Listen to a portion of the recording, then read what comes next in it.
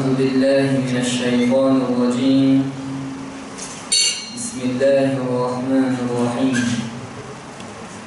الحمد لله رب العالمين، والصلاة والسلام على رسول الله الأمين وعلى آله وصحبه الطيبين الطاهرين. اللهم لا سهل إلا ما جعلته سهلا، وأنت تجعل الحزن إذا شئت سهلا. اللهم علمنا ما جهلنا وذكرنا ما نسينا وزدنا علما، ووفقنا يا أكرم الأكرمين، وارزقنا الإخلاص في النية والقول والعمل. فأذكركم وأذكر نفسي بإخلاص النية لله تعالى. أما بعد، muslimin dan muslimat rahimakumullah, syukur kepada Allah Subhanahu wa ta'ala di atas segala nikmat yang Allah ta'ala berikan kepada kita. Lebih-lebih lagi nikmat taufik dan hidayah Allah, sehingga kita dapat berkumpul di satu tempat yang diberkati oleh Allah Subhanahu wa ta'ala demi nak mendapatkan keampunan Allah, redha Allah, dan juga untuk meraih ganjaran pahala daripada Allah Subhanahu wa ta'ala melalui amalan-amalan baik yang kita lakukan pada malam ini, bermula daripada salat maghrib secara berjemaah, kemudian berzikir kepada Allah Subhanahu wa ta'ala, dan diteruskan lagi dengan pengajian ilmu agama yang dinamakan ilmu fardhu ain. Pada malam ini kita dapat peluang lagi untuk kita teruskan pengajian kita dalam kitab Safinatun Najah. Kita telah sampai kepada fasal yang ke-9 berkenaan dengan syarat-syarat wudu. Ada 10 syarat. Sebahagiannya kita telah jelaskan sampai kepada kata pengarang rahimahullah, wa alla yakuna 'alal muqwi ma yughayyirul ma'a. Sebelum ni antara syarat-syarat yang telah kita bahaskan ialah al-Islam. Yang kedua tamyiz, yakni yang berwudu tu mesti Islam, mesti orang Islam.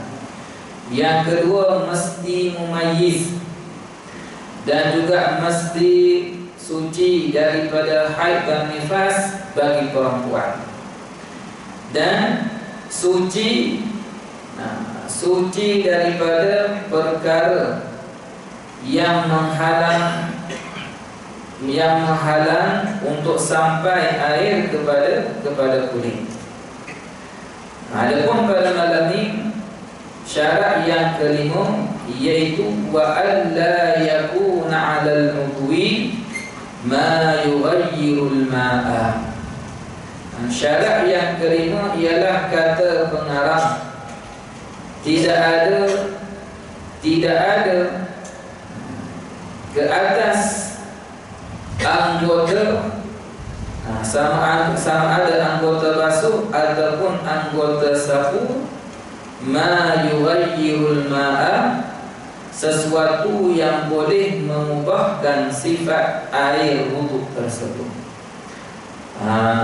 Baik, contohnya muka. Waktu kita nak basuh muka ketika wudu, jangan ada sesuatu yang mengubah air mutlak tu untuk kita basuh muka. Seperti apa? Seperti makeup ke, gincu ke, celak mata. Kadar makeup tu, kadar gincu tu dan apa celak mata atau selainnya yang ada pada muka boleh mengubah air sehingga tidak dinamakan air tersebut air mutlak. Bahkan ia dinamakan air makeup, air gincu, air apa celak mata. Perubahan yang amat ketara sehingga hilang nama air mutlak. Tak dipanggil air yang bersih dah. Tidak dipanggil air mutlak dah. Bila kita lihat tak semua air yang kita guna untuk basuh muka tu berwarna merah, jadi keruh. Air mana air dah jadi apa keruh, tidak mutlak, maka tak sah wuduk dia. Walaupun air tersebut suci, tapi tidak boleh menyucikan. Disebabkan berubah dengan sesuatu yang ada pada kawasan muka tersebut. Dan kalaulah sesuatu yang ada pada anggota tu tidak mengubah air, tidak mengubah air pada warnanya, pada baunya, pada rasanya, maka masih boleh digunakan air tersebut untuk membasuh anggota tubuh. Dia pakai makeup sikit je, nipis contohnya, nipis sangat.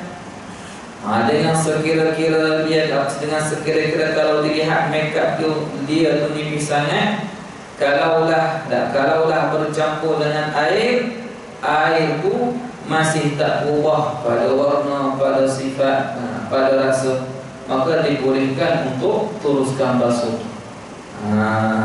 Tapi tak maknanya mustahil ada nak jumpa makeup ni yang tak mengubah air pada basuhan muka. Sebab apa? Tebal sangat. Orang perempuan pakai makeup tebal sangat, nak ubah hidung dia yang kembang menjadi mancung, dia pakai makeup banyak. Nak jadi bibir dia tu bibir yang macam-macam lah. Sekarang ni makeup ni boleh berubah muka. Yang tua jadi muda, pakai makeup tebal. Jadi nak berwuduk, hilangkan terlebih dahulu supaya selamat air yang kita guna untuk wuduk daripada berubah yang suci tapi tidak boleh menyucikan. Baik. Begitulah selain daripada perihal perempuan yang pakai makeup, gincu, celak mata, kalaulah lelaki, apa dia? Cat. Kalau catnya ataupun minyak, minyak yang apa panggil minyak tar panggil, minyak hitam, hilangkan terlebih dahulu. Baik. Adapun minyak yang cair seperti minyak zaitun yang disebutkan sebelum ni, ia dimaafkan, dikecualikan. Tak ada masalah. Kita pakai dekat muka, pakai dekat tangan, pakai dekat rambut. Waktu berwuduk kita basuh terus, tak perlu hilangkan. Kerana apa? Kerana minyak tersebut dimaafkan. Jadi minyak tu syaratnya minyak yang cair. Baik. Jelas di sini. Nak berwuduk tu kena berhati-hatilah. Bila mana berwuduk, tengok anggota kita ni ada tak perkara yang menghalang daripada wuduk. Takut-takut lepas daripada solat bau sedap, ada cat kat sini lah. Ataupun ada sesuatu yang mengubah air pada wuduk tu tak sedar. Tengok air, kenapa air ni keruh sangat ni? Berubah disebabkan benda yang ada pada anggota wuduk dia. Samalah syarat-syarat yang sebelum ni. Kena ambil peduli, kena ambil peduli, kena ingat lepas daripada solat. Tengok ada sesuatu yang melekat pada anggota wuduk. Bila dicek, kena selepas daripada terkena selepas sebelum daripada berwudu. Maka dia kena ulang wudu semula, buat wudu semula. Maknanya ulang, sambung basuh yang ada yang menghalang tu, kemudian diteruskan, kemudian solat semula. Sebab apa? Wudu dia tak sempurna. Contohlah, lepas daripada solat maghrib, duduk lepas daripada maghrib, ubik ke kedai sekejap nak makan, nak lapar ni, balik kerja tak sempat nak makan. Takut tunggu isyak, solat isyak tak khusyuk pula, perut dah berbunyi. Pergi kedai mana, tengok nak makan, tengok ada dekat tangan, celah tangan ni ada cat yang menghalang air untuk sampai kepada kulit. Jadi dia kenapa sih cat ni yang ada di atas tangan aku ni kena sebelum wudu ke ataupun selepas wudu? Tapi berat sebelum wudu. Sebab lepas daripada wudu tu dia tak main cat dah. Jadi kan ni sebelum wudu ni, maka dia kena ambil semula tangan, kemudian sapu kepala, kemudian kaki ni kalau wudu dia masih tak patah. Bukan daripada awal.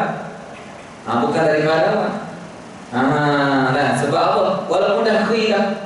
Sebab sebelum ni kita dah belajar mualat adalah sunnah. Bagi orang yang sihat, yang tak ada penyakit-penyakit yang kita sebut sebelum ni. Jadi kalau ada cat sebelum wudu, dia ambil tangan, basuh tangan, bukan muka. Basuh tangan, hilangkan, basuh tangan, kepala, sapu kepala, kemudian kedua kaki. Kemudian dia solat semula. Kena solat semula lah. Sebab solat yang tadi dengan wudu yang tidak sempurna, wudu yang tidak sah. Kalau dia sedar, solat dah batal.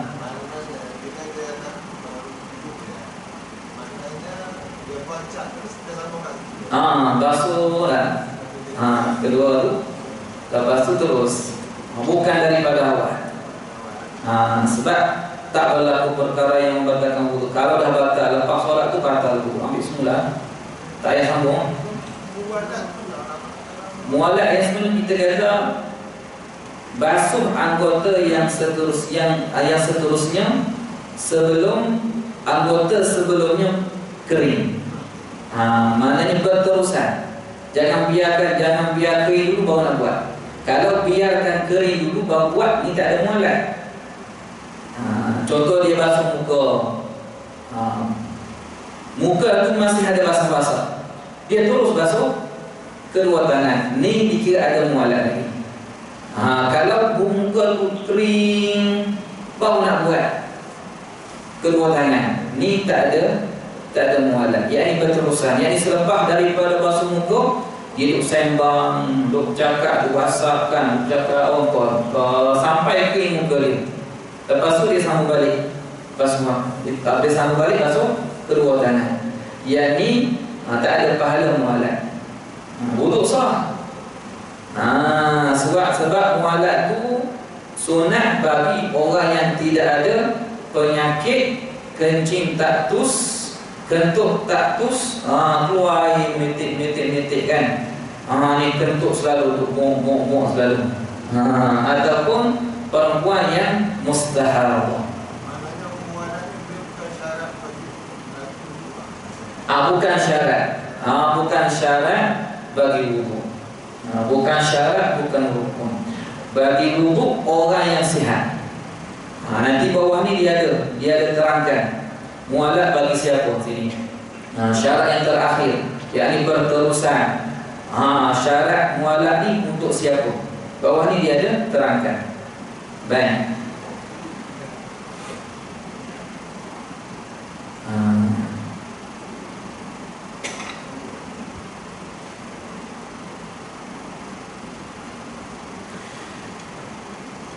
Jelas? Okay. Jadi dia basuh bahagian yang menghalang daripada air wudu tu. Lepas tu dia teruskan basuh selepas daripada anggota tersebut. Tak perlu ulang balik. Yang keenam ialah wal ilmu bi fardiyatihi. Dia mesti mengetahui syarat sah wuduk ni. Dia mesti mengetahui dengan segala fardu bahawasanya maknanya keenam perbuatan wuduk tu adalah rukun. Dia kena tahu. Basuh muka tu rukun, fardu, niat tak pun rukun, kemudian basuh kedua tangan pun rukun. Dia kena tahu, wajib. Bukan buat dalam keadaan tak tahu, jahil, ataupun buat dalam keadaan maknanya dia tak jelas bagi dia tu perbuatan tu rukun ke sunat. Tak tahu langsung ikut orang.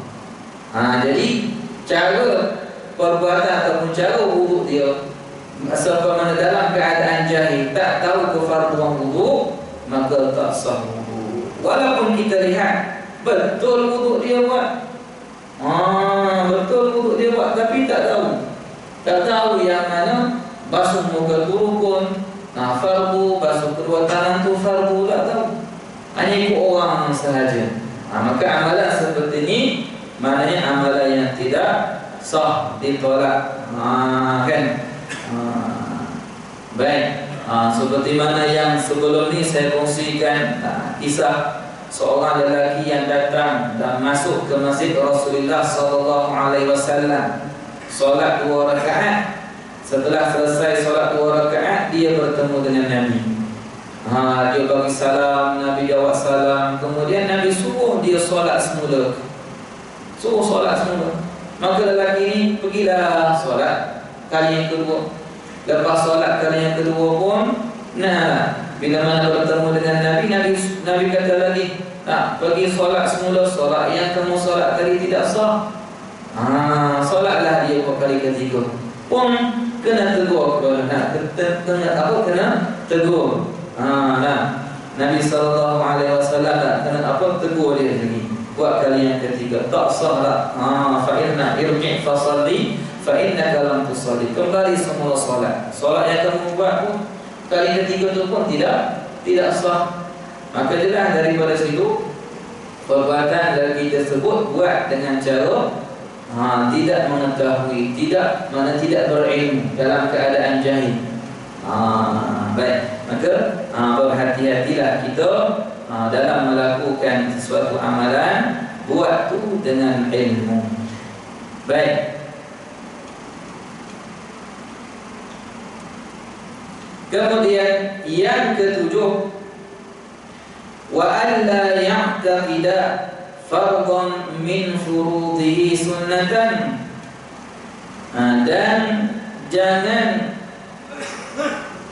Dan bahawa tiadalah ia yakni mutawaddi beriktikad, yakni berpegang, yang mana salah satu daripada fardu, satu fardu daripada fardu wuduk sunnatan akan sunnah, yakni dia jangan duk pegang muka ni adalah perbuatan yang sunat. Basuhan muka dia pegang bahawasanya ia perkara yang sunat. Kalau dia duk pegang macam tu, tak sah wuduk dia. Jelas tak? Kalau dia pegang semua tu sunat, lagilah tak sah.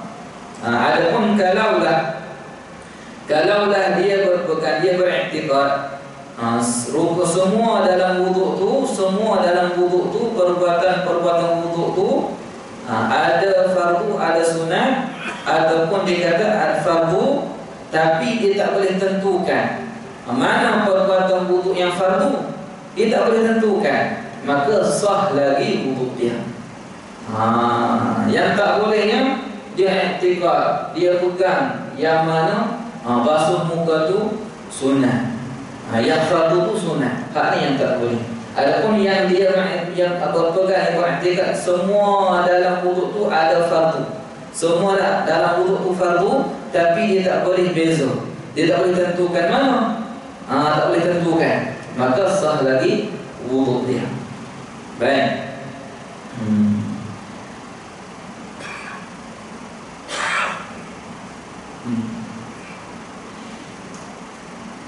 Kemudian syarat yang ke-6 dan yang ke-7 ni sama je dengan syarat sah solat.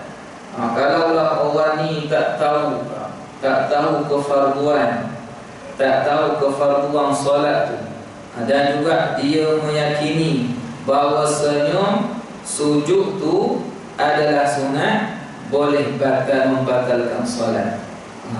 Adapun kalaulah dia kata semua perbuatan solat tu adalah fardu, tapi dia tak boleh tentukan, masih lagi sah solat dia. Jadi macam mana ni nak dapat tahu hak ni fardu, hak ni sunat, kan? Hak ni sunat haidah, hak ni sunat afaat, kemudian hak ni sunat apa lagi? Sunat mutlak. Nak tahu daripada mana? Melainkan dengan kita mempelajari ilmu-ilmu berkait dengan perkara tersebut. Duk ikut orang suruh solat, tapi tak tahu apa-apa. Maka yang buat solat, buat wuduk dalam keadaan tak tahu apa-apa ni, takut wuduk dia, solat dia tidak diterima oleh Allah Subhanahu wa taala. Maka jelas apa yang disebut oleh Syekh Umar ibn Rislan dalam matan Zubadi, wa kullu man bighairi ilmi ya'malu a'maluhu mardudatun la tuqbalu. Setiap orang yang melakukan amalan tanpa ilmu, jahil, dalam keadaan jahil, tak tahu apa-apa, ikut orang je, a'maluhu mardudatun la tuqbalu, segala amalan dia ditolak, yang ini tidak diterima oleh Allah Subhanahu wa taala. Jadi hati nak ke macam tu? Tak nak kan? Tak nak mensia-siakan ibadah yang kita buat. Kenapa? Kerana dengan ibadah inilah yang dapat, insya-Allah, yang dapat menyelamatkan diri aku di alam barzakh. Dengan amalan seperti inilah dapat menjauhkan aku daripada siksaan Allah, dimasukkan dia ke dalam syurga. Amalan apa lagi? Kalau bukan dengan amalan-amalan yang baik kita buat berdasarkan ilmu agama.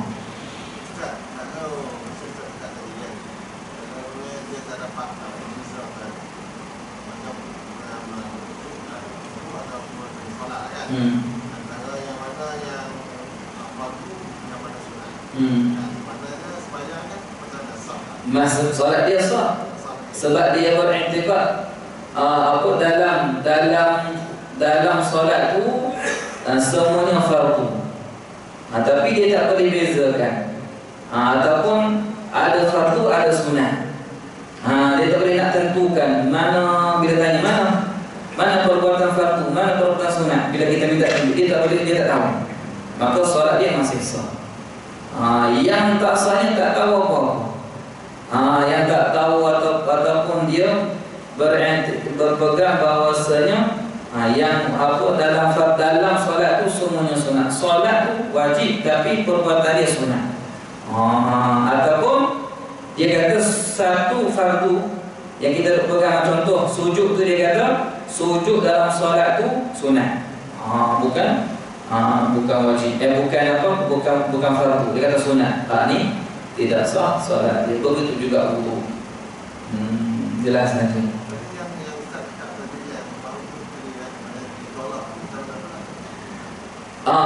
Amalan yang dia buat dalam keadaan tak tahulah, maknanya contohnya yang seperti tadi, dia solat hanya semata-mata ikut orang, lepas tu tak tahu kefarduan solat, dia tak tahu dalam solat ni ada rukun, tak tahu, hanya tahu buat solat tu wajib. Bila disebut rukun dalam solat tu ada tak rukun pun dia tak tahu, hanya ikut semata-mata. Ikut semata-mata orang buat. Tok imam takbir pun dia takbir, tok imam rukuk pun dia rukuk.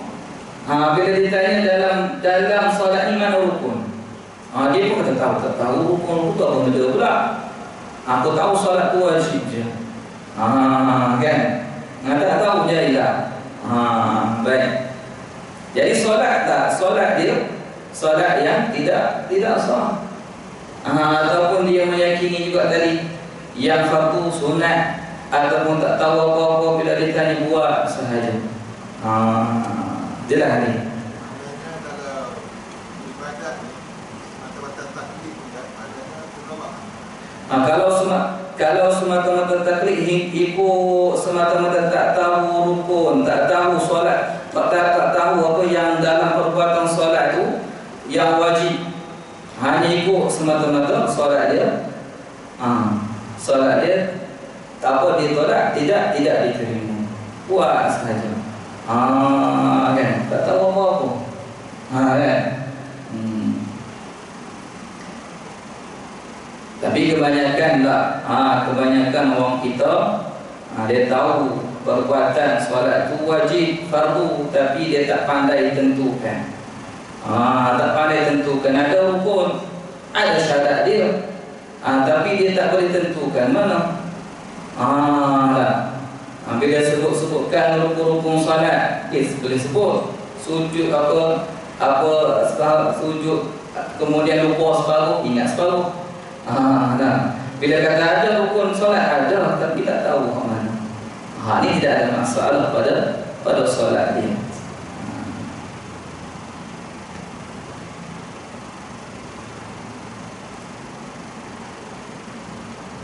Baik.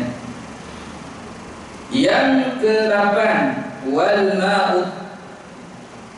ma'u tuhur wa dukhulul waqti wal muwalatu lidaimil hadathi. Yang ke-8 ialah air itu suci lagi menyucikan. Seperti mana yang kita belajar sebelum ni pada fasal yang ke-7, air sedikit dan air yang banyak. Kenalah buat ulang kaji semula lah. Tengok air yang suci lagi menyucikan ada berapa? Yang kita sebut air mutlak kan, air yang suci lagi menyucikan. Kemudian jenis-jenis air pula ada berapa yang boleh kita guna untuk buat bersuci. Baik. Ada berapa? 7 kan? Tak usah lupa lah. Baik. Wa dukhulul waqti, dan masuk waktunya. Masuk waktu. Wal muwalatu lidaimil hadas. Syarat sah wudu yang ke-9, mesti waktu solat tu telah pun masuk. Ni bagi siapa? Bagi orang yang berpenyakit daimil hadas, yakni orang yang sentiasa melazimi hadas. Apa siapa penyakit pula? Kencing tak tus, kentuk tak tus, mustahadah. Dia nak wudu orang ni mesti dalam waktu solat. Tak boleh sebelum waktu solat. Dia nak solat zuhur, mesti berwudu dalam waktu solat zuhur. Kena masuk solat zuhur dulu baru boleh berwudu. Dan mesti mualat antara wudu dan antara anggota basuh anggota wudu dengan anggota lain, mesti mualat, wajib mualat. Berterusan. Dan mualat antara wudu dengan solat. Antara wudu dengan solat mesti berterusan. Jadi yang ada penyakit seperti ini kena tahu syarat-syarat dia. Dia tak sama dengan orang yang sihat. Dia boleh buat, dia boleh ambil wudu bila-bila masa. Sama ada dalam waktu solat ke ataupun luar daripada waktu solat, yang sebelum masuk waktu solat dia boleh ambil dah. Dan mualat pula tidak syarat bagi dia. Tidak wajib ke atas dia. Baik.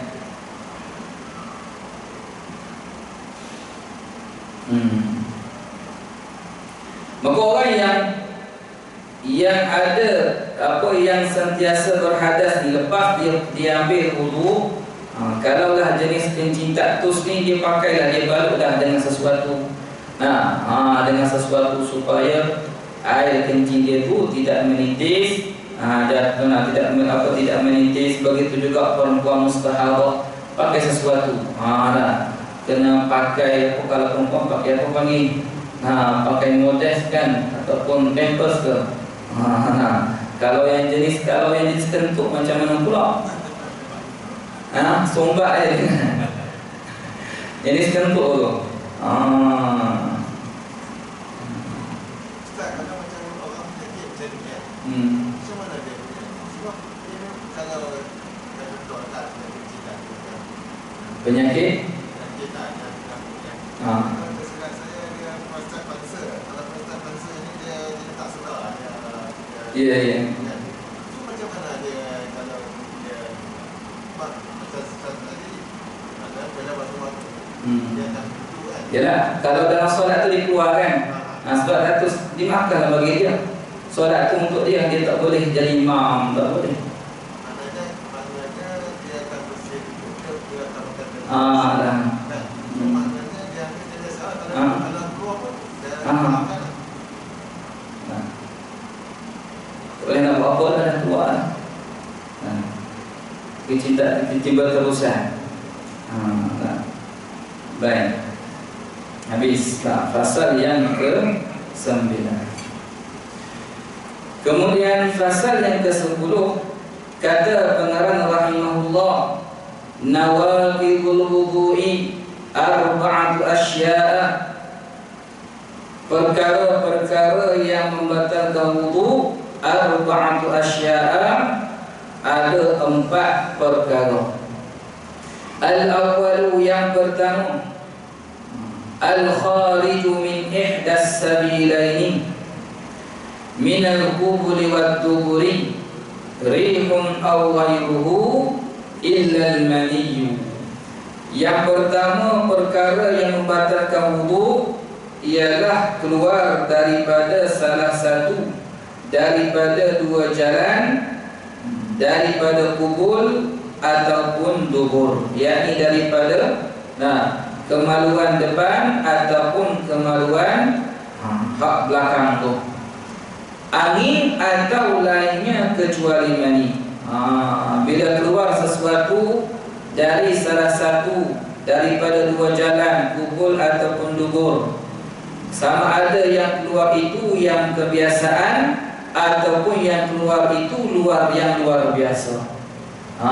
Biasanya lah keluar dari lubang kubul tu air kencing. Ni keluar apa? Keluar angin. Dia kentut kok depan pula. Tidak kentut kok belakang. Maka batal wudu juga. Ataupun dia kencing tak keluar air, dia keluar apa? Keluar batu kok, keluar permata, keluar emas contoh. Ataupun keluar darah yang luar biasa, batal wudu juga. Baik. Walaupun kering sekalipun yang keluar tu, yang keluar tu walaupun kering, dia nak buang air besar, tiba-tiba keluar satu jompong emas, kering, kering bersinar, berkilau, kering. Adakah sah wudu dia? Wudu dia sah tak? Wudu dia tidak sah. Jadi apa-apa keadaannya, apa-apa sahaja yang keluar dari kubul ke ataupun dubur, yang biasa ke ataupun yang luar biasa, batal wudu dia. Melainkan al-mani, melainkan air mani dia. Air mani yang mana? Air mani yang pertama dan air mani milik dia. Bukan milik orang lain, bukan air mani yang kedua. Masih ingat lagi tak air mani yang kedua tu macam mana? Air mani yang bukan apa? Air mani yang bukan milik dia tu macam mana? Masih ingat lagi ni? Lupa kan? Aduh. Baik. Air mani mana yang tak membatalkan wudu? Yang tidak membatalkan wudu ialah air mani yang pertama. Kalau mani yang kedua, dibuat gambaran oleh ulama kita. Air mani yang kedua tu contohnya, bila mana air mani yang keluar, dia ambil, dia masuk dalam bicarawi, dia simpanlah. Kemudian dia mandi, siap mandi semua tu kan, siap mandi, kemudian berwuduk. Kemudian dia ambil, dia pegang lah yang geribut dia tu dengan apa, dengan pakai sesuatu lah. Dia masukkan air mani tersebut, kemudian keluar, maka batal wuduk. Batal wuduk. Pernah baca tu ni? Tak pernah. Tergambar dalam fikiran pun tak pernah. Nah, ini kajian dalam kita. Kajian ulama fiqh kan.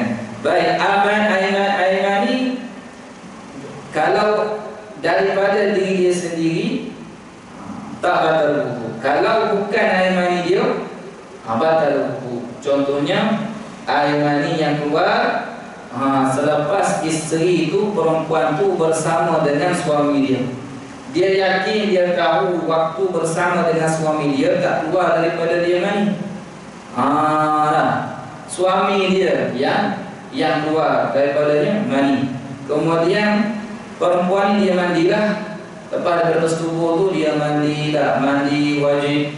Disebabkan bersetubuh, kemudian dia berwuduk, tiba-tiba keluar ini air mani. Tapi bukan air mani aku ni, air mani suami aku, maka batal wuduk dia. Jelas sini haji. Tak jelas lagi, tak nampak lagi. Kena sepakatlah dengan bini tu buat kajian. Ustaz ada ingat air mani yang keluar kan, maknanya tak batal itu kan.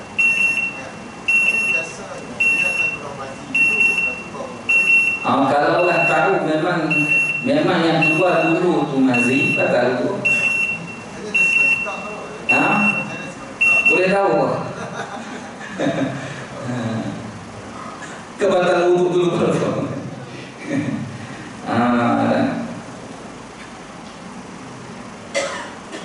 Allah alam lah kan, tak tahu yang mana satu. Tapi nak katanya kalau keluar mani saja, tanpa keluar mazi ataupun tanpa keluar wadi, keluar mani saja, tak batal wuduk. Baik. Rukun perkara yang kedua ialah hilang akan zawalul aqli binaumin aw ghairihi. Wallahu subhanahu wa ta'ala a'lam wa akam. Barakallahu fikum wa ahsanallahu ilaikum. Assalamualaikum warahmatullahi ta'ala wabarakatuh.